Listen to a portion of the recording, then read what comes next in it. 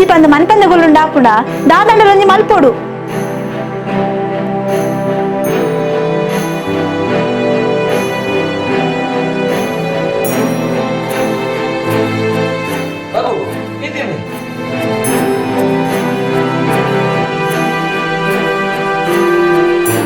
ಕುಟುಂಬದವರೇನಿ ಎಡ್ಡೆ ಮಲ್ಪರಿ ಏರ್ಲೆಜ್ಜರು ಹಾಳ ಎರಡ ಬಾರಿ ಖುಷಿ.